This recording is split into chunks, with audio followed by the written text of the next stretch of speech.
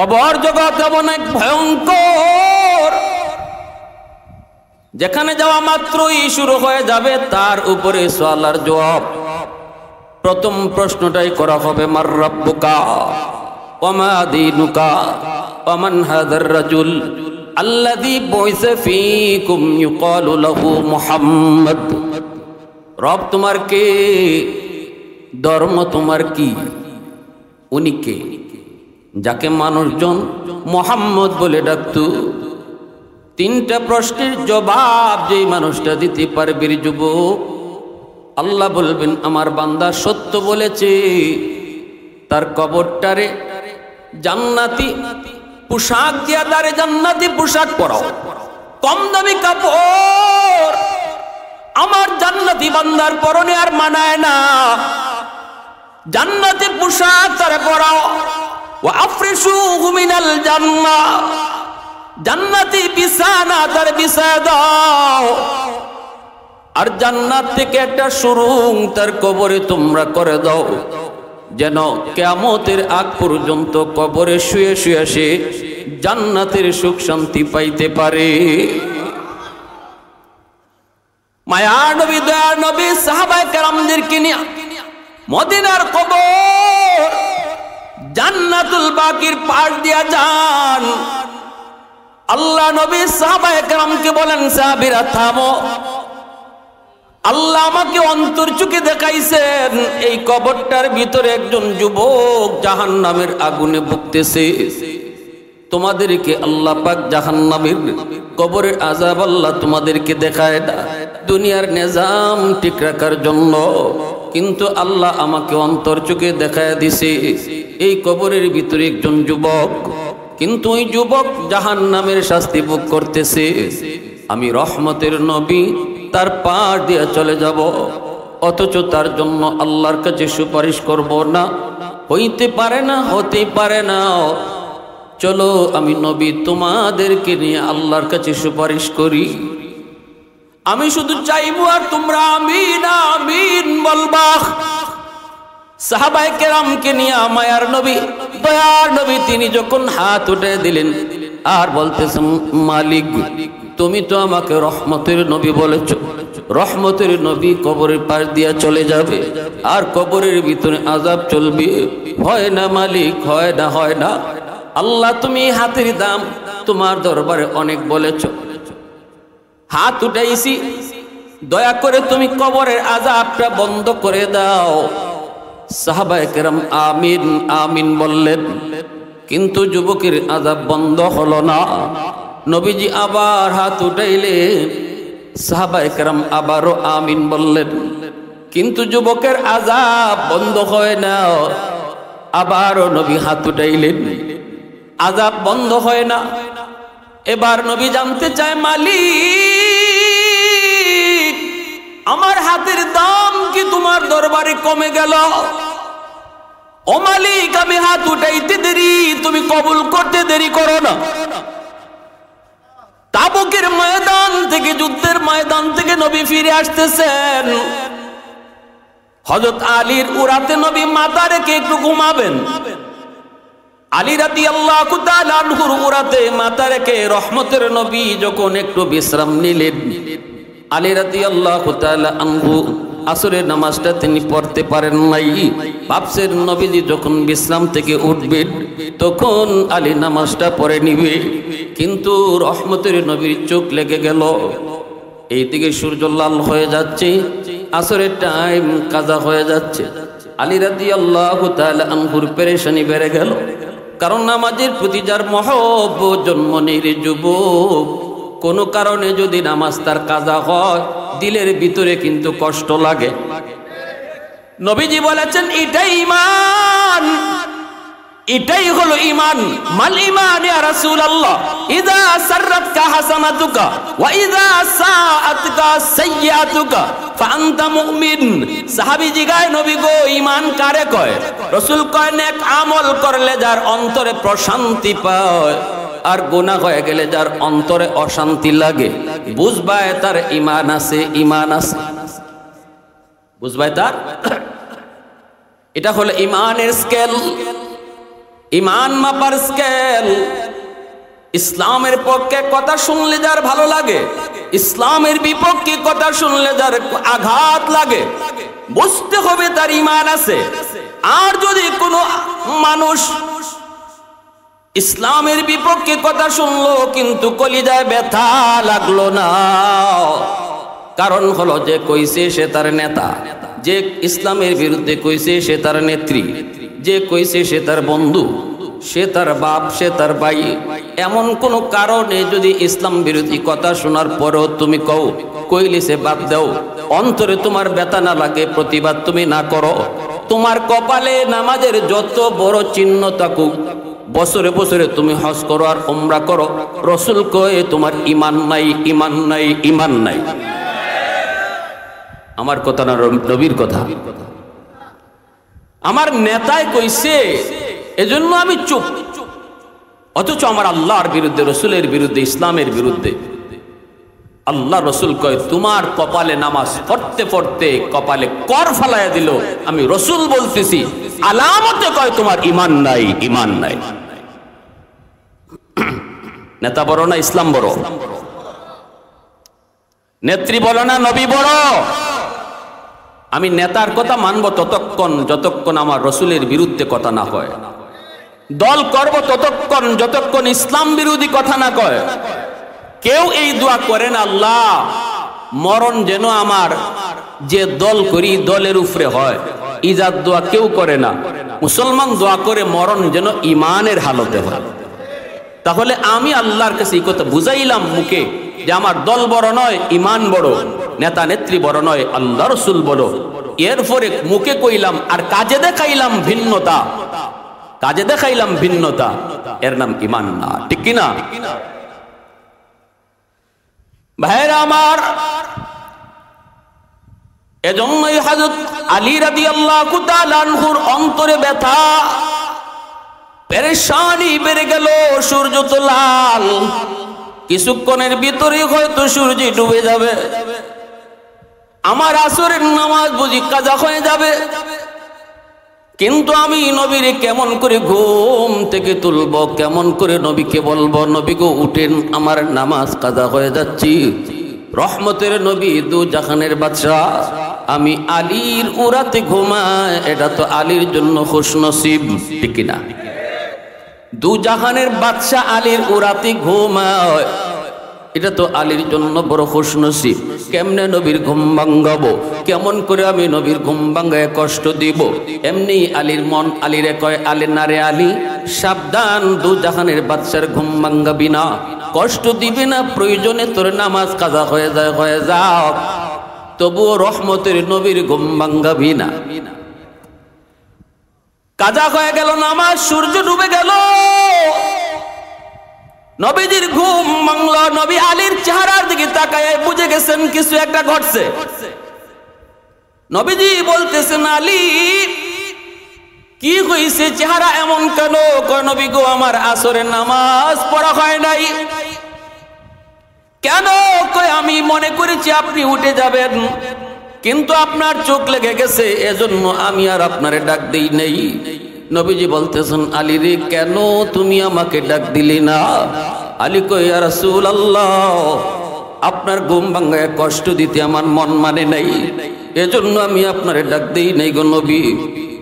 দু জাহানের বাদশাহ আমি আলীর উরাতে ঘুমায়, কেমন করে আমি ঘুম ভাঙ্গায়া নবীকে কষ্ট দেই? এই কথা শোনা মাত্রই নবীজি হাত উঠায় দিছে, হাত উঠায় কো, আসমানের মালিক, ও সূর্যের মালিক, আমার আলীর আসরের নামাজ কাজা হইছে, তোমার সূর্য ডুবে গেছে, তোমার বন্ধুর আরামের জন্য ও মালিক, আলী নিজের ইচ্ছায় নামাজ কাজা করে নাই, আমি তোমার বন্ধু হাত উঠায় দিলাম। সূর্য যদি তোমার কথায় চলে, ডুবন্ত সূর্য আবার তুমি আকাশে উঠাও, ডুবন্ত সূর্য আবার আকাশে উঠাও, আমার আলী যেন যথা টাইমে নামাজ আদায় করে নেয়। রদ্দ শামস কিতাবের ভিতরে লিখেন, আমার আপনার নবী হাত থাকতে থাকতেই আল্লাহ পাক ডুবন্ত সূর্য আবার আকাশে আল্লাহ উঠা দিছে। ওয়াল্লাইলু মিখে জুলফে মুহাম্মদ কা তারান্নুম, ওয়াল্লাইলু মিখে জুলফে মুহাম্মদ কা তারান্নুম, ওয়াশ-শামসু বিরুখসারায়ে আহমদ কা তারান্নুম, ওয়াল ফজর মিখে সুবহে রিসালত কি বিশারত, ওয়াল আসর মিখে দৌরে নবুয়ত কি বিশারত, हर फूल में गैरूए मदीना का तबस्सुम, शाखों की लचक में बेक़दा का तकल्लुम, यासीन से मौला ने कभी उनको पुकारा, यासीन से मौला ने कभी उनको इशारा, ये रमज़ो है कुछ आशिक़ व माशूक़ के माबैन, समझाए जिन्हें खल्क़ में अक्सर वर कौनैन, समझाए जिन्हें खल्क़ में अक्सर वर कौनैन। मुसलमाনের আওয়াজে কও আল্লাহু আকবার। হয় নাই আরো জোরে আল্লাহু আকবার, আরো জোরে আল্লাহু আকবার।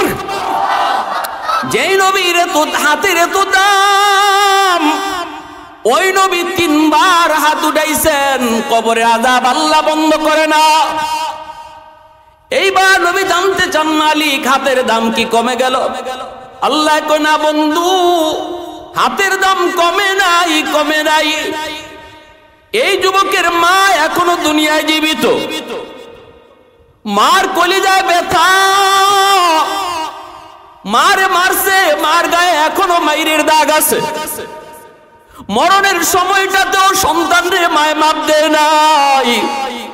এজন্য আমি আল্লাহ সিদ্ধান্ত নিয়েছি, যতক্ষণ পর্যন্ত তার মা তার মাপ না দিবে আমি আল্লাহ কারো সুপারিশ কবুল করব না, তোমার সুপারিশও কবুল করব না, আযাব আমি বন্ধ করব না। এই কথা শোনা মাত্রই নবীজি হাত নামায় ফেললেন। আমার আপনার নবী রহমতের নবী, উম্মতের কান্ডারি নবী। সাহাবীদের কি বলেন, সাহাবীরা দৌড়ে যাও, যায় তার মাকে আমার সালাম জানাও।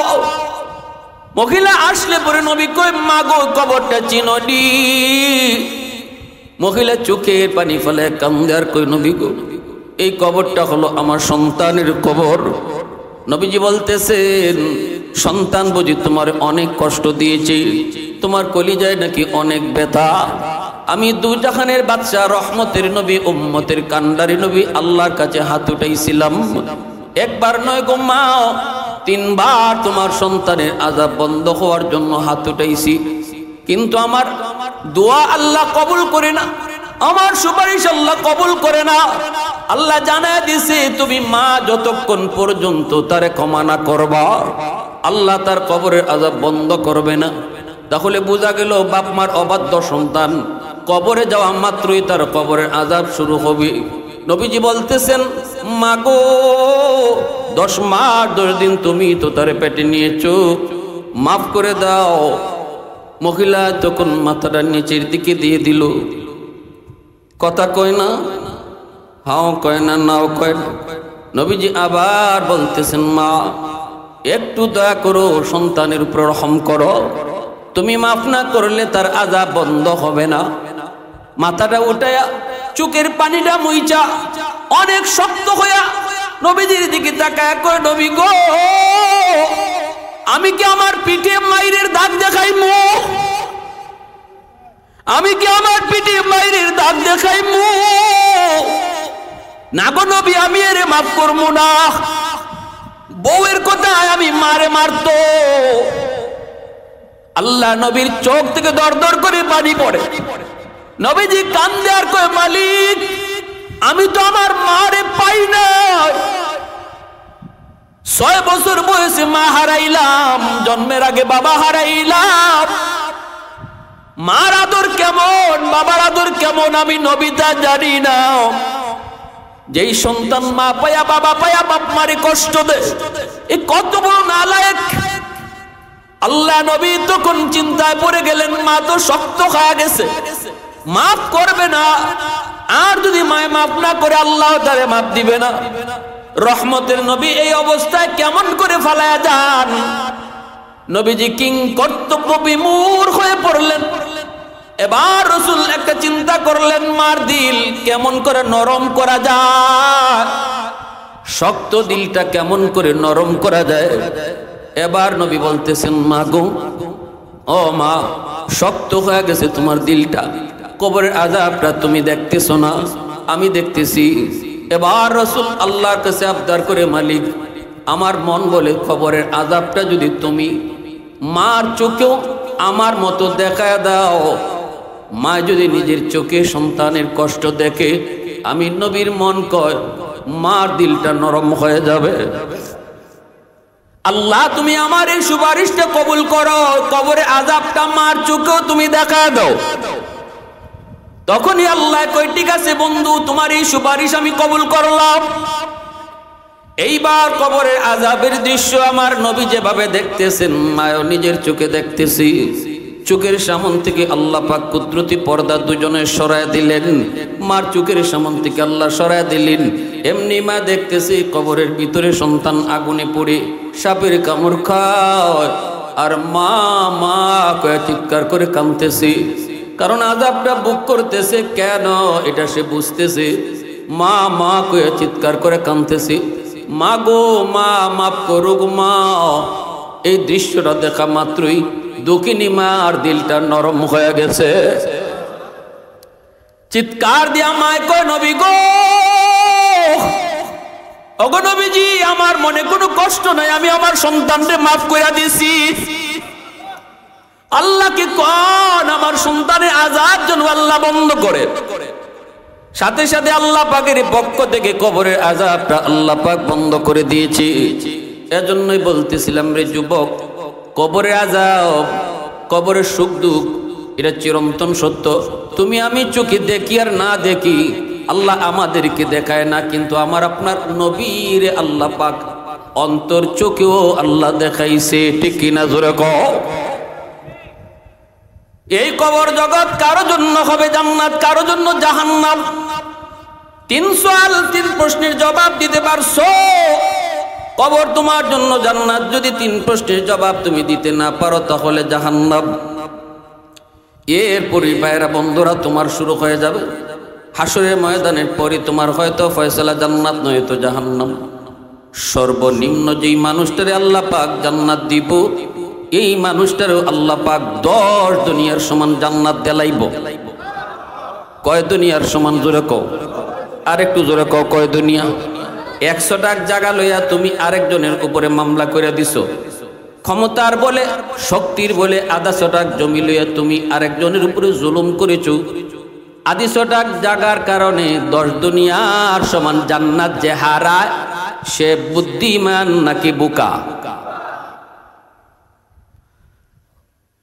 ইয়া হান্নানু ইয়া মান্নান, খালি চিল্লাইতেছে চিল্লাইতেছে। হাজার হাজার কোটি কোটি বছর জাহান্নামের আগুনে জ্বলল, মানুষের কোনো আকৃতি নাই, পুরা বডিটা কয়লা হয়ে গেছে, কই না কই মুখ কই হাত কই পা চেনা যায় না। কিন্তু ইমানের বদৌলতে আল্লাহ তারে জান্নাত দিবে, এটা আল্লাহর ফয়সালা। মান ক্বালা লা ইলাহা ইল্লাল্লাহ দাখালাল জান্নাহ, ঈমান যার আছে একদিন না একদিন আল্লাহ তারে জান্নাত দিব। জাহান্নামের শাস্তির মেয়াদ ভোগ করার পর আল্লাহ তারে জান্নাত দিব। কেউ যাইব ফার্স্ট চান্সে, কেউ যাইব সেকেন্ড চান্সে, কেউ যাইব মেয়াদ পুরা কইরা। এই লোকটা খবর সর্বশেষ জান্নাতি, তারপরে আর কেউ জান্নাতে ঢুকবে না। আল্লাহ পাক জিব্রাইলকে বলবেন, জিব্রাইল জাহান্নামের ভিতরে যায় ঢুকো। কে? আমি আল্লাহকে ইয়া হান্নানু ইয়া মান্নান কয়া এইভাবে ডাকি। জিব্রাইল আমিন জাহান্নামের ভিতরে ঢুইকা ঘুরবে, কিন্তু মানুষ তো পায় না, আওয়াজ শুনতে পায় কিন্তু মানুষ তো দেখেন না। কয়লা হয়ে গেছে কয়লা। জাহান্নামের আগুন দুনিয়ার আগুনের মতো না রে যুবক। জাহান্নামের আগুন কিরকম পাওয়ারি। দুনিয়ার আগুনটা আল্লাহ পাক যখন দুনিয়ায় দিব, ফেরেশতাকে আল্লাহ কইছিল, যাও জিব্রাইল জাহান্নামের মালিক দারোগার কাছ থেকে একটু আগুন নিয়ে দুনিয়াতে দিয়ে আসো, দুনিয়ার মানুষের কাজকর্মের জন্য আগুন লাগবে। জিব্রাইল আমিন যায় মালিক দারোগারে বলতেছে, ভাই একটু আগুন লাগবে, কোথায়? কই দুনিয়াতে নিব। কত দূর? কই দেলাও আঙ্গুলের মাথা পরিমাণ। মালিক ফেরেশতায় কই, ভাই জিব্রাইল তুমি কও কি গো, আঙ্গুল পরিমাণ আগুন যদি দুনিয়ায় দেওয়া হয় তামাম দুনিয়া আগুন জ্বলে, শুধু আগুন জ্বলবে, আগুন জ্বলবে, এত আগুন দেওয়া যাবে না। কই দেলাও তাহলে নখ পরিমাণ। কই না, এত দূর যদি দেওয়া হয় দুনিয়াতে কোনো গাছপালা জন্মিবে না। কই তাহলে কত দূর? কই আল্লাহরে যায় জিগাও। আল্লাহ কই, জিব্রাইল সরিষার দানা পরিমাণ আগুন তুমি নিয়া দুনিয়ার সর্বোচ্চ পাহাড়ের উপরে রাখবা। ওই সরিষার দানা পরিমাণ আগুন পাহাড় ছিদ্র করে, সাত জমিন ছিদ্র করে আবার জাহান্নামে চলে যাবে। শুধু ধোঁয়া ছাইরে যাইব, এই ধোঁয়া থেকে দুনিয়ার আগুনের জন্ম। জাহান্নামের আগুনের ধোঁয়া থেকে দুনিয়ার আগুনের জন্ম।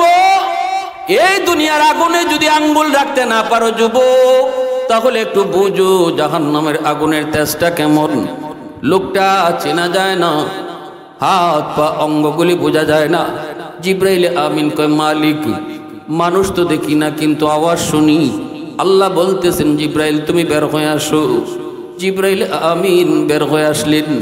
এইবার আল্লাহ পাক তার নিজের কুদরতি হাত মুবারক জাহান্নামের ভিতরে আল্লাহ নিজেই ঢুকাইয়া দিছে।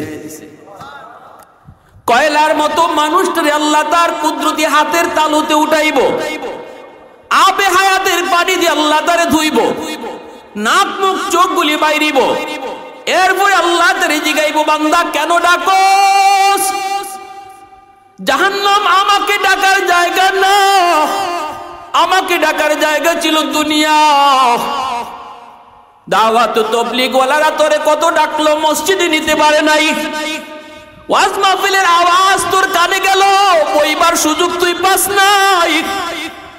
উলামায়ে কেরাম কত মেহনত করলো, সেদিন তোর আমাকে ডাকার সুযোগ হয় নাই। ওই দিন যদি আমারে একবার ডাকতি, আমি 70 বার জবাব দিতাম। মূর্তির সামনে দাঁড়ায় দাঁড়ায় 70 বছর শুধু ইয়া সোনামু ইয়া সোনামু ইয়া সোনামু করছে। একদিন শুধু বলে আল্লাহ নাম বাইরিছে, কয়া সমাদু কইতে চাইছিল ইয়া সোনামু, ও মূর্তি, কিন্তু কয়া ফেলছে ইয়া সমাদু, ও আল্লাহ। সমাদ আল্লাহ পাকের একটা সিফাতি নাম। নবীজি হাদিস শরীফে বলেন, 70 বছর খালি মূর্তি মূর্তি করছে, একদিন খালি ভুলে আমার আল্লাহরে ডাক দিছে দুনিয়ায়, সাথে সাথে আল্লাহ জবাব দিয়া দিছে। আল্লাহ কই, লাব্বাইক ইয়া আবদি লিমা দাউতানি, ও বান্দা আমার কেন ডাক দিয়েছো? এই যে আমি আল্লাহ হাজির। এজন্য আল্লাহ কইব, বান্দা দুনিয়াতে আমারে ডাকার জায়গা ছিল, ডাকিস নাই, আজকে তুই আমারে কেন ডাকো? জাহান্নামে ডাকলে আমি আল্লাহ শুনি না। ঠিক আছে, ক তুই কেন ডাকতেছ? হাজার হাজার কোটি কোটি বৎসর শুধু এইভাবেই তুই ডাকলি, জবাব আমি আল্লাহ দিলাম না। ঠিক আছে, আজকে দিলাম, কো তুই কেন ডাকো? তখন কই, মালিক জানি আমি জাহান্নামী, আমি পাপী, আমি গুনাহগার, পাপের শাস্তি আমি ভোগ করতেছি, কিন্তু একটু দয়া কি তুমি করবাই না? দুনিয়াতে আলেম ওলামার জবানে শুনেছি তোমার নাম রহমান, তোমার নাম হলো রহিম, তুমি অতি দয়ালু। আল্লাহ তুমি যদি আমাকে একটু দয়া করে জাহান্নামের নিচ থেকে একটু উপরে উঠায় রাখতা, দরজার কিনারায় যদি রাখতা, তাহলে তো তুমি রহমান, তুমি তো পারো। এতটুকু দয়া আমি তোমার কাছে চাই। জাহান্নামের বাইরে আমারে দেলাও এই কথা কই না গো মালিক, কারণ আমার এরম আমল নাই, এরম শক্তি নাই, কইবার কোনো সুযোগই আমার নাই। কিন্তু দরজার কিনারায় যদি একটু রাখতা, আল্লাহ পাক কই, ঠিক আছে নে, তোর এই আবদার আমি কবুল করলাম। নিচ থেকে উপরে উঠায় আল্লাহ পাক দরজার কিনারায় রাখলেন। আর আল্লাহ কইলেন, বান্দা বল এরপরে আর কিছু তুই চাইবি না? কয় না গো মালিক, এরপরে আর কিছু চাইমো না। আল্লাহ কয়, এমনে না, ওয়াদা কর। কয় ওয়াদা করছি, আর কিছু চাইমো না। কিছুক্ষণ পরে ওয়াদার কথা ভুলে গেছে। বুঝলেই আবার আল্লাহকে ডাক শুরু করেছে, ইয়া হান্নান ইয়া মান্নান, আবারও ডাক শুরু করলো। এবার আল্লাহ পাক রব্বুল আলামিন কয়, কেন ডাকো? কয়, মালিক আমারে তুমি যেই জায়গায় রাখছো এটা তো দরজার এই পাশ, দরজার এই পাশে না রাইখা ওই পাশেও তো তুমি রাখতে পারো। দরজার এই পাশ আর ওই পাশের মধ্যে বেশ কম আসেনি না নাই? একটা হলো জাহান্নামের ভিতর আর একটা হলো বাহির। আল্লাহ পাক কয়, বান্দারি দরজার এই পাশ ও পাশ কইয়া লাভ নাই, গুড়াইয়া কেনে কস, ডাইরেক্ট ক, আল্লাহ আমি তোমার দয়ার কাঙ্গাল, আল্লাহ আমি তোমার মায়ার কাঙ্গাল। আল্লাহ কয়, যা এই আবদারও পুরা করলাম, যা তোরে জাহান্নামের বাইরে দিয়ে দিলাম, কিন্তু ওয়াদা কর এরপরে আর কিছু চাইবি? আল্লাহ ওয়াদা করছি, আর কিছু লাগতো না, বাইরে যাইছি, আর কি লাগে আল্লাহ, আমি তুই এতটুকুরও ফাওনা না। কি জাত কথা কয়? এরপরে আল্লাহ কয়, ঠিক আছে মনে রাখিস, একটু পরে ভুলে গেছে। দূরে তাকায় দেখে জান্নাতের গেট, জান্নাতুল ফেরদাউস, জান্নাতুল মাওয়া, জান্নাতুন নাঈম। জান্নাতের গেটগুলি দেখে আবার আল্লাহকে ডাক শুরু করছে, ইয়া হান্নান ইয়া মান্নান। আল্লাহ আবার কই, বান্দা আবার কেন ডাকো? কি চাস? ওয়াদা না করছ? কয়, মালিক আমারে তুমি যেই জায়গায় রাখছো এই জায়গাটা জাহান্নামের ভিতরেও না জান্নাতের ভিতরেও না, এমন এক জায়গায় তুমি আমারে রাখছো, এখানে রাখা যায় কথা, জান্নাতের গেটের পাশে নিয়ে রাখা এক কথা। ওই আল্লাহ তুমি আমাকে এই জায়গায় না রাইখা জান্নাতের গেটের পাশে যদি একটু রেখে দিতা গো, আমি তো তোমার দয়ার কাঙ্গাল। আল্লাহ কয়, ওয়াদা না করছিলি আর কিছু চাইবি না? কয়, মালিক তুমি রহমান, তুমি রহিম। সুবহানাল্লাহ। আল্লাহ পাকেরও মানসা, আল্লাহ তারে জান্নাত দিত, কারণ ঈমান আছিল, আর এবং সেই সর্বশেষ জান্নাতি। এরপরে আর কোনো লোককে আল্লাহ জান্নাতে ঢুকাবে না। জাহান্নামের দরজারে আল্লাহ সিলগারা মারবে, জান্নাতের গেটও আল্লাহ সিলগারা মারবে। চিরকাল জাহান্নামীরা জাহান্নামে থাকবে, আর জান্নাতীরা চিরকাল জান্নাতে থাকবে। এই লোকটারে জান্নাতে দেওয়ার পরেই সুবহানাল্লাহ গেটের পাশে নিয়ে রাখলেন। আর আল্লাহ কইলেন, বান্দা দেখিস আর কিচ্ছু চাইস না? না গো মালিক, আর কিছু চাইতাম। কিছুক্ষণ পরেই দেখা গেল সে জান্নাতের গেটের পাশে গিয়া শুধু ছিদ্র খুঁজে, ফাঁক ফুকনি আছে জান্নাতের ভিতরে আল্লাহ কি রাখছে এটা দেখার জন্য শুধু ছিদ্র খুঁজে, ডানে বামে খুঁজি। আল্লাহ তো সব দেখতেছে, ঠিক না? আল্লাহ পাকের মানসা হলো আল্লাহ তারে জান্নাতের ভিতরের নাজ নিয়ামত এক পলকের জন্য আল্লাহ তারে দেখাইব। জান্নাতের গেটটার মধ্যে আল্লাহ জান্নাতি বাতাস ছেড়ে দিলেন, এক পলকের জন্য গেটটা শুধু খুলছে আর নয়ন পড়ছে, নজর পড়ছে জান্নাতের ভিতরে, সাথে সাথে আবার গেট লেগে গেছে। এক পলকের জন্য জান্নাতের ভিতরের নাজ নিয়ামত দেখা মাত্রই সে আবার চিল্লানি শুরু করছে, ইয়া হান্নান ইয়া মান্নান, ইয়া হান্নান ইয়া মান্নান। আল্লাহ কই, বান্দা আবার কেন ডাকো? কই, মালিক তুমি আমারে কি দেখাইছো? আল্লাহ আমারে তুমি কি দেখাইছো? ও মালিক আমি তো দেখছিলাম না, ভালো আসলাম, দেখে তো পাগল হয়ে গেলাম। আল্লাহ তুমি আমারে কি দেখাইছো? আল্লাহ পাক রব্বুল আলামিন হাদিসে কুদসিতে আল্লাহ নিজে কয়, আদাতুল ইবাদিয়াস সালিহিন মা লা আইনুন রাআত ওয়ালা উযুনুন সামিআত ওয়ালা খাতারা আলা কলবি বাশার। জান্নাতের ভিতরে এমন আরামায়েশ আমি রেখেছি, বান্দা তোমার চোখ কোনোদিন দুনিয়াতে এটা দেখে নাই। এত আরাম, এত আয়েশ কান কোনোদিন বর্ণনাও শুনে নাই, এমনকি এত আরামায়েশের কল্পনাও তোমার অন্তর কোনোদিন করে নাই। অন্তরে তো মানুষ কত কিছু কল্পনা করে, অন্তরের কল্পনার সাগরে বাতাসে উঠতেও পারে, ঠিক না? কতজন কল্পনা করে রাজধানীরে বিয়ে করবে, রাজকন্যারে বিয়ে করতেছে, কল্পনা করলে দোষ কি? এখানে কি তারে পুলিশে নিয়ে দিব? কল্পনা করতে করতে হে যা মন চায় তা কোক না, কিন্তু আল্লাহ কয় আমি জান্নাতে কি রাখছি তুমি কল্পনা কইরা ওই জায়গায় যাইতে পারবা না। আওয়াজ দিয়ে কোন না সুবহানাল্লাহ। হায় রে, যুবক, আমরা দেখি না বলে কথারে গুরুত্ব দেই না, অথচ আমার রসুল নিজে বলেন মেরাজের রজনীতে আমি জান্নাত জাহান্নাম নিজের চোখে দেখে আসছি। আমাদের পক্ষ থেকে আল্লাহ তার হাবিবরে জান্নাত জাহান্নাম নিজের চোখে দেখাই দিয়েছেন। নবীজি নিজে দেখে আসছেন, আর দেখে আসার পরে রসুল বলছেন কোরআন এবং হাদিসে জান্নাত জাহান্নামের বিবরণ আল্লাহ যা দিয়েছেন আর আমি রসুল যা কইছি, বাস্তবে আমি যা দেখতে আইছি এটা বর্ণনার চেয়ে 99 গুণ বেশি। সুবহানাল্লাহ, আরো জোরে কম। কোরআন হাদিসের আলোচনা তোমরা শুই না, যেভাবে সুবহানাল্লাহ কও, উৎফুল্ল হও, আবার জাহান্নামের কষ্টের কথা শুনে কাঁদো, বাস্তবে আমি রসুল যা দেখে আসি জান্নাতের সুখ শান্তিও বর্ণনার চেয়ে 99 গুণ বেশি, জাহান্নামের কষ্ট বর্ণনার চেয়ে 99 গুণ বেশি। এবার আল্লাহ কয় বান্দা তখন কি চাস? আল্লাহ আমারে শুধু একটু দেখবার সুযোগ দিবা, আমি শুধু মন জুড়াইয়া দেখবো আর দৌড় দিয়ে বাইরে আইমো, থাকবো না। কি কয়? থাকবো না? থাকতো না? থাকতো না, দেখি আইব। আল্লাহ বলতেছেন বান্দা ই পর্যন্ত কয়টা ওয়াদা করছো, তার কয়টা বাংশ একটু ক। এই কথা কইলে আল্লাহ তুমি তো রহমান, তুমি তো রহিম, আমি তোমার দয়ার কাঙ্গা। তখন আল্লাহ কয় যা দিলাম সুযোগ, মনে রাখিস ই ওয়াদা থাকবো নি না ইডো ভেঙে লিবি, কারণ এটা 100% ঠিক থাকবো, দেরি করতাম না, ঢুকমু আর বাইরে। আল্লাহ কতে যা সুযোগ আল্লাহ দিয়া লাইছে। সুযোগ দিছে পরে রসুল বলেন সে এমন ভাবে জান্নাতের ভিতরে দৌড় দিছে, দেখা দেখি বাদ, হের উদ্দেশ্য খালি ভিতরে হামাইতো।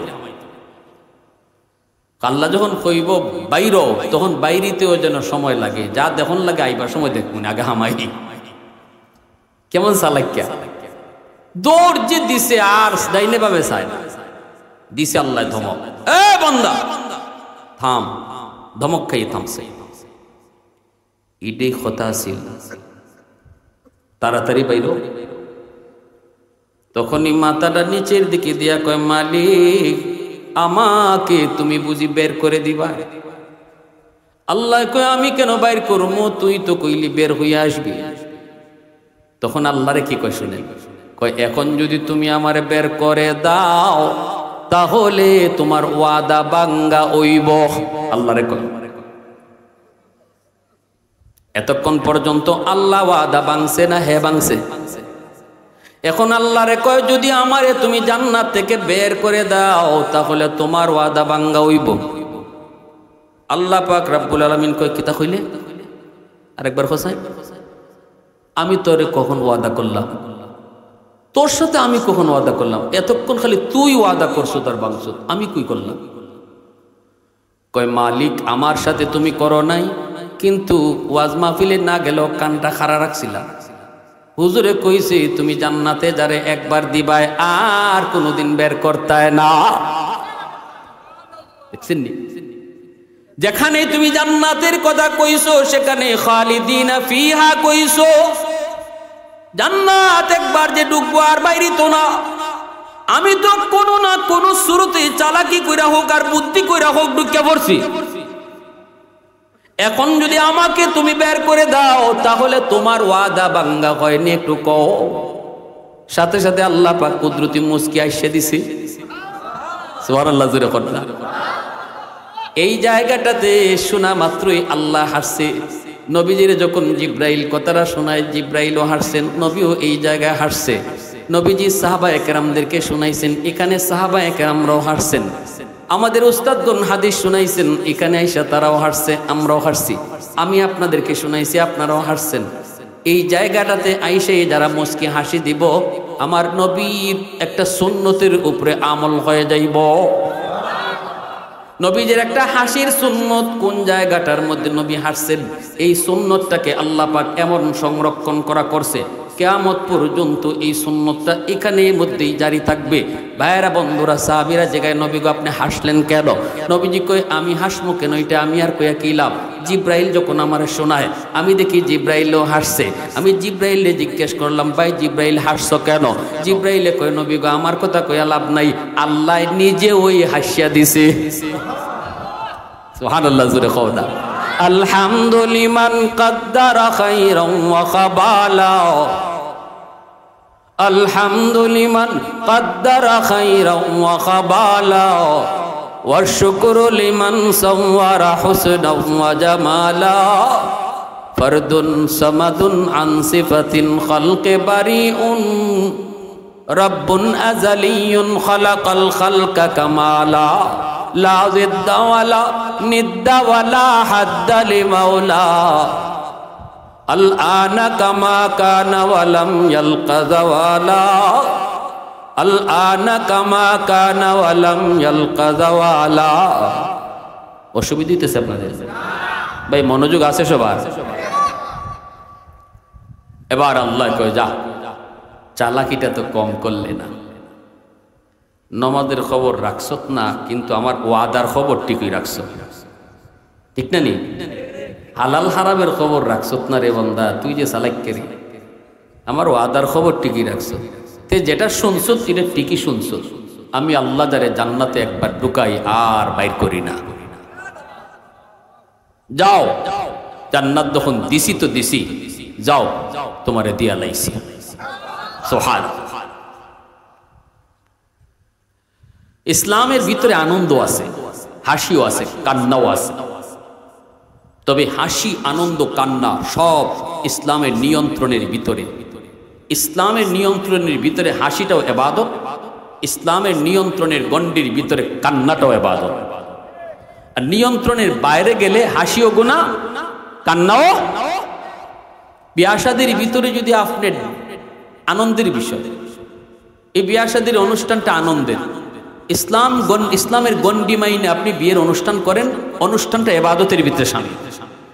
কিন্তু আপনি যদি এই বিয়ার অনুষ্ঠানে ডেস্কে বানেন, গান বাজান, মাটি সহ কাফান, আর নারী পুরুষে একসাথে বইয়া খাওয়ান, যেটা ওই তো আসলে ইবাদত, এটা ওই দিব গুনাহ, ঠিক না?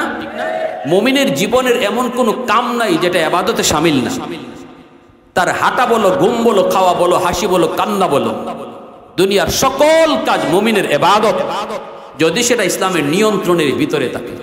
রসুল যে হাসেন নাই তা না, খেজুর লইয়া বইছেন রসুল মাঝখানে, সাহাবায়ে কেরাম গোল হয়ে বইছেন, নবীজির পাশে বইছেন নবীর দামান হযরত আলী রাদিয়াল্লাহু তাআলা আনহু। আলী রাদিয়াল্লাহু তাআলা আনহু নবীজির সম্পর্কে কি হন? সকলে মাথে নাবা।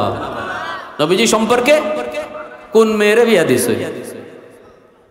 এই পিছন থেকে একজন যুবক, কোন মেয়েরে বিয়া দিছেন আলীর কাছে? হযরতে ফাতেমা রাদিয়াল্লাহু তাআলা আনহা, সাইয়্যিদাতু নিসাই আহলিল জান্নাহ, হাসান হুসাইনের মা। সে আলী রাদিয়াল্লাহু তাআলা আনহু বিয়ার আগেও নবীজির সাথে সম্পর্ক ছিল একটা, এটা হলো আপন স্বাস্থ্য ভাই। আলী নবীজির আপন শাস্তলি ভাই। নবীজির আপন শাস্তলি ভাই যদি হযরত আলী হন, তাইলে নবীজির মেয়ে ফাতেমার সম্পর্কে আলী কি লাগো? সাসা সাসা কি লাগো? আমরা যারা নবীজি খাতুনে জান্নাতকে সাসার কাছে, তাইনের সাসার কাছে বিয়া দিতেছেন, মানে ফাতেমার সাসার কাছে বিয়া দিতেছেন, এটা কোন সাসা? তাইলে বোঝা গেল সব সাসা কি না, এগানা না। সব সাসা, সব সাসার সামনে যাওয়ান যায় না, সব মামার সামনে যাওয়ান যায় না, সব দাদার সামনে যাওয়া যায় না, সব নানার সামনে যাওয়া যায় না, কি না? যেরকম এই কথা কওয়ার সুযোগ নাই, আমার সাসা লাগে গেলাম গা। আপন সাসা সারা, আপন মামা সারা, আর যত শাস্তলি সাসা, যত শাস্তলি মামা, সবার সাথে পর্দা করা ফরজ। এটা আমরা মানিনি। হ্যাঁ, না মানার কারণে তো অঘটন ঘটে। আল্লাহ নবী তো আপন শাস্তলি বাইর কাছে মেয়ে বিয়া দিছে, আপন শাস্ত বাইর কাছে। হযরত আলী রাদিয়াল্লাহু তাআলা বাবা হযরত নবীজির চাচা আবু তালিব, আবু তালিব নবীর আপন চাচা, ওনার ছেলে আলী, তাহলে আপন শাস্তল ভাই, তার কাছে বিয়া দিয়েছেন রাসূল তার মেয়ে। আলী রাদিয়াল্লাহু তাআলা নবীজির পাশে বসা, আর খেজুর খাওয়া চলছে। নবী বলতেছেন সবাই খেজুর খাও, আর আমি ওয়াজ করি, ওয়াজ শোনো। সকলেই রসুলের ওয়াজ শুনতেছেন আর খেজুর খাইতেছেন, আর যার যার খেজুরের বিচি যার যার উড়ে রাখতেছেন সামনে। ব্যতিক্রম শুধু একমাত্র আমার আপনার নবী, যিনি খেজুর খাইতেছেন ঠিকই কিন্তু বিসি রাখতেছেন দামানদের উড়ো। বিসি কই রাখতেছেন? হ্যাঁ, কেউ কোনো খবর নাই, সবাই তো আল্লাহর নবী কথা কইতেছেন, নবীজির ওয়াজ শুনতেছেন। এখানে কেডায় বিসি কোনবাই রাখলো, এটা কেডায় থাকে মনোযুক্ত রসুলের ওয়াজের দিকে। কিন্তু আল্লাহর নবীর সবই হুশ আছে, রসুল ওয়াজও করতেছেন, মুড়ে মুড়ে বিসি রাখতেছেন দামানদের উড়ো। খাওয়া শেষ, আল্লাহ রসুল কইন ওয়াজও তো শুনলাই, খেজুরও খাওয়া শেষ হয়ে গেল, বুঝলাম না কেডায় কি পরিমাণ খাইল। কারণ কিছু মানুষ তো আছে দেখবেন খাওয়ানোর সময় মাতলে হে খাইতে পারে না, আর কিছু মানুষ আছে তুমি মাতো আর খাটো, হের মেশিন যে চলছে এটা থাম, মুখ ও করতেছে, কথাও কইতেছে, খাইতেছ। আরেকদল বার মুখ নলা আতলে বই দিছে, মাত শেষ বের করে খাইব। তা আল্লাহ রসুল তখন তো বোঝা দরকার আমার ওয়াজ শুনিয়া কেডা কি পরিমাণ খাইলো ফাঁকে দিয়া। সাহাবীরা বলতেছেন, হযরত আবু বকর, হযরত আলী, উসমান সবাই আছেন, ইয়া রাসূলুল্লাহ এটা বুঝবার কুদরত কেমনে? সবাই তো খেজুর, তখন কেমনে বুঝতাম কেডা কি পরিমাণ খেজুর খাইছে? রাসূল কইলেন না না, এটা আলামত আছে, যার সামনে যে পরিমাণ বিসি আছে বোঝা যায় ওই এই পরিমাণ খাইছে। ওই ফেসো ফালাইতেছেন দামান রে। দেখেন কি জাত কৌতুক আল্লাহ রসুল করছেন, রসুলও কেমন হাসি ঠাট্টা করছেন, কত মজার কৌতুক করছেন। এখন সবাই যার যার উরের দিকে চাইছে যে দেখি বিসি কি পরিমাণ, দেখে যায় না বিসি বিল মতোই আছে, কিন্তু একজনে আরেকজনের ফায় চায় না নি, চাইতেছে যে আলীর দিকে সবাই নজর দিছে, দেখে ইন্না আলিল্লাহ টেকিতে লাইছে পুরা গিলা। এখন হযরত আলী খেজুরের বিসি দেখিয়া তাই নিজেও বেকুব হয়ে গেছে, আমি তো অত খেজুর খাইছি না, এগুলো গিলা লাগিয়ে দিয়েছে ঘটনা। তাই হযরত আলী শরম পাইলিস, সকলে আলীর দিকে চোখ বড় বড় করে চাইতেছে, ওরে বাপরে আলী যে খাউরার খাউরারি, এত কথা কইলে ওয়াজের ভিতরেও তার খানি বন্ধ হয় না, সকলে বুঝতে যে আলী যে কত বড় খাউরা। তখন আলী তো ফরছেন শরম, তাই হিসাব মিলাইতে পারতেছেন না যে আমি অত খেজুর তো খাইছি না, বিসি আইলো কোত্থেকে। আপকা নজর গেছে শ্বশুরের ভাই, দেখুন আল্লাহর নবীর সামনে খেজুরের বিসি একটাও নাই। এমনিতে আলী বুঝে লেছেন ঘটনাটা, যে আরে এখানে তো আমার হৌরে আমার শরম দিবার লইতেছ সবার কাছে, তাই খেজুর খাইছেন ঠিকই কিন্তু বিসি রাখছেন আমার উপর। এখন কেমনে হযরত আলী কইন, আল্লাহ রসুল কইন শোনো, যার সামনে যে পরিমাণ বিসি আছে বোঝা যায় এই পরিমাণ খাওরা, হে এত বড় খাদক।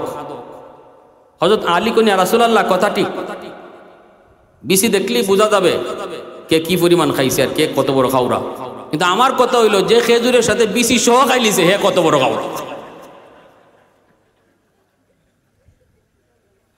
আল্লাহ রসুল আইসে দিয়েছেন, সাহাবায়ে কেরাম সবাই আইসে দিয়েছেন। তখন সাহাবীরা বুঝতেছেন যারে এখানে শ্বশুর দামানদের ঠেলা ঠেলি চলছে। তো আল্লাহ রসুল তখন কইন আলী, এজন্যই কই আনা মদিনাতুল ইলমি ওয়া আলিয়ুন বাবুহা, আমি এলেমের শহর আর আমার আলী হইল ওই শহরের দরওয়াজা। সুবহানাল্লাহ, তাফিম বেরে নিয়ে আসো। এজন্য হযরত আলী রাদিয়াল্লাহু তাআলার জ্ঞান এত বেশি ছিল। আল্লাহ রসুল মজাক করছেন না, হাসি ঠাট্টাও করছে। আল্লাহ এখন যাও, এই লোকটা জান্নাতের দিকে যাইতেছে, এখন যেখানে বইতে চায় এখানে বইতে পারে না, আরেকজনে তুলে দেয়, কওমিয়া এটা আমার জান্নাত, কারণ এই লোকটা গেছে সবার পরে, ঠিক না নি? সবাই তো আগে গিয়ে যার যার জান্নাত দখল নিছে। আপনি যদি ইস্তেমার মাঠও ফরে যান জায়গা পাইবানি, খালি উগলা বিছাইবা, কইব বাড়ি কই, কইবা সিলেট, দৌড়মে এটা নোয়াখালী, এটা বরিশাল, আপনার ওই এয়ারফুট পাঠাইব। তাই লোকে বইতে পারে না, আল্লাহ জান্নাত তো দিছো, কেউ দিয়ে আমার বইবার লাগিয়ে দেয় না। আল্লাহ কোন বান্দা কও কি তুমি সামনে বারো, তোমার মতো জান্নাতির জন্য আমি আল্লাহ 10 দুনিয়ার সমান জান্নাত রেখে দিয়েছি। সামনের দিকে আগায় দেখে তার নাম, গেটের মধ্যে তার নাম, সামনে যায় দাঁড়ানো মাত্রই গেটটা অটো খুলে গেছে। আল্লাহু আকবার। ভিতরে ঢোকা মাত্রই হুরেরা তারে সংবর্ধনা নিয়ে গেছে। হুরদের সাথে তার পরিচয় হয়েছে, 70 জন হুর বিকালবেলা বের হয়েছে তার বাগানগুলি দেখার জন্য। যুবক, সুন্দর সুন্দর বাগান, ফলের বাগান, একটা একটা করে ফল খায়। লেকের পারে দেয়া বসছে, দেখে সুন্দর মাছ, সোনালী রঙের রূপালী রঙের মাছ। দেখে কয় মাছটা দেখতে এত সুন্দর, না জানি খাইতে কত মজা। সাথে সাথে আল্লাহ পাক মাছের জবান আল্লাহ খুলে দিছে। মাছে কয়, ও আল্লাহর বান্দা আতাশতাহি, তুমি কি আমারে খাইতে চাও? সে কয়, হ আমি তোমারে খাইতে চাই। কেমনে খাইতে চাও? মাতবুখান আও মাশউইয়ান, বুনা খাইবায় না বাজা খাইবায়? তখনই জান্নাতি কয়, এটা কোন ধরনের মাছ? আমারে কয় বুনা খাইতাম না বাজা খাইতাম। দুনিয়াতে মাছ মারতে গেলে কত যুদ্ধ। তখনই জান্নাতি কয়, আমি তোমারে বুনাও খাইমু বাজাও খাইমু, দুইও বাই দেখমু টেস্ট কোনটা। আল্লাহ তারে বুনা বানায় আগে হাজির করব, বুনা মাছটাকে কাটা ফেলাইব, এই মাছটা আবার অবিকল মাছ হয়ে দিব, আবার ভাজা বানায় আনবো। দৃশ্যগুলি দেখতেছে, হঠাৎ দেখে নরম হাতের ছোঁয়া কাঁধে লাগছে। কে গো তুমি? সুন্দরী নারী। আস্তাগফিরুল্লাহ আস্তাগফিরুল্লাহ। তুমি কি? কয় আমি তোমার। কয় আমি তোমার? 70 জন বিবি আল্লাহ আমার রাখছে, তাদের চেহারা আমি দেখে আসছি, তারা পরিচিত, তুমি এদের কেউ না। কো আল্লাহর গোলাম, তুমি কি কোরআন পড়ো নাই? কয় পড়ছি। কয় কোরআনুল কারীমের ভিতরে তুমি কি পড়ো নাই ওয়ালাদাইনা মাজিদ? জান্নাতের ভিতরে বান্দা আমি তোমাকে যা নিয়ামত দিছি তো দিছি, মাঝে মাঝে অতিরিক্ত দিব। আমি সেই অতিরিক্ত দুনিয়ার জমিনে কত যুবক কক্সবাজার গেল, বান্ধবী লইয়া গেল, গিয়া তারা আমোদ করলো, ফুর্তি করলো, গুনাহ করলো, হারাম কাজ করলো। কিন্তু তুমি সমুদ্রের পারে গেছো, লেকের পারে বইছো, আল্লাহর কুদরত নিয়ে তুমি ভাবছো, আল্লাহ পাকের জিকির করছো, দিলের ভিতরে আল্লাহর মহব্বত ঢুকাইছো। চাইলে তুমিও সুন্দরী নারী লইয়া ওই কক্সবাজার ঘুরতে পারতা, লেকের পারে আনন্দ করতে পারতা। কিন্তু ওই দিন নিজের নফসের সাথে যে জিহাদ করেছো, আল্লাহ পাক ওই দিনই তোমার জন্য আমার মতো জান্নাতি রূপসীরে আল্লাহ বানায় রাখছে। যেদিন তুমি জান্নাতে আইসা লেকের পারে একা একা বসবা, ওই দিন যেন আমি তোমার সঙ্গ দেই। প্যারে হাজিরিন, এত নাজ নিয়ামত আল্লাহ পাক রাখছে। আল্লাহ কয়, ইয়া আবা সুফিয়ান ওয়াল্লাহি লা তামুতুন্না সুম্মা লা তুবআসুন্না সুম্মা লা ইয়াদখুলুন্না মাহাসিনুকুমুল জান্নাহ ওয়া মুসিকুমুন নার। রাসূল কে, আবু সুফিয়ান জানো মরতে হবেই নিশ্চিত একদিন, তারপরে তোমার নেক আমল তোমার জান্নাতে নেবে, তোমার বদ আমল তোমাকে জাহান্নামে নেবে। আল্লাহ আমাদেরকে বেশি বেশি নেক আমল করে জান্নাতি হওয়ার আর গুনাহ কাজ বর্জন করে জাহান্নাম থেকে বাঁচার তৌফিক আল্লাহ আমাদের সবাইকে দান করুন। সবাই বলে আমিন।